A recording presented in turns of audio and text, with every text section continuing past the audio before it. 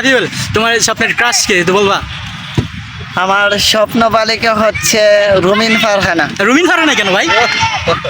কারণ রুমিন ফারহানা আমার জন্য এত বছর সিঙ্গেল আছে, উনি বিবাহ করেন, একমাত্র আমাকে বিবাহ আচ্ছা করবে আচ্ছা, বলে তার এখনো মানে হচ্ছে single গিয়ে আছে। আপনার সঙ্গে রুমিন ফারহানার একটা গোপন একটা সম্পর্ক রয়েছে, তাই তো?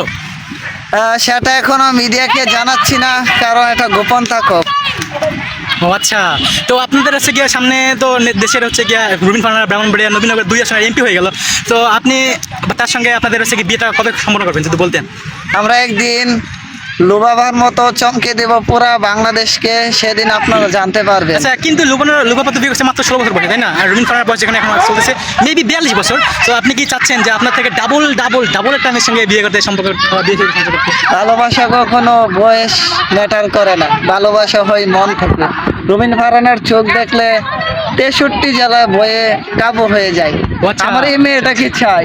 আচ্ছা, তার মানে হচ্ছে আপনার মূল লক্ষ্য হচ্ছে গিয়ে তার ক্ষমতা, তাই তো?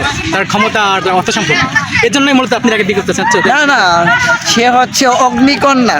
অগ্নিকন্যা। সে অন্যের প্রতিবাদ করতে জানে, তার চোখ দেখলে শয়তানেরা পালিয়ে যায়, এজন্য আমি তাকে বিয়ে করতে চাই। আচ্ছা, তার মানে আমি যেটা বলতেছি সেটা হচ্ছে গিয়ে বুঝলাম, রুবিন ফারহানা হচ্ছে একটা হচ্ছে গিয়ে স্বাধীনতাকামী মহিলা, তাই তো? স্বাধীনতাকামী মহিলা, তাই না? তিনি হচ্ছে গিয়া নারী সম্মান ও রক্ষার্থে দেশের হচ্ছে গিয়া সবকিছু নিয়ে আন্দোলন করে। ঠিক যদি বিয়ের পরে সে আপনাকে বলে যে তার শরীর তাকে আপনাকে দিবে না, সেটা তার একান্ত ব্যক্তিগত অধিকার, তখন আপনার ফিলটা কেমন হবে?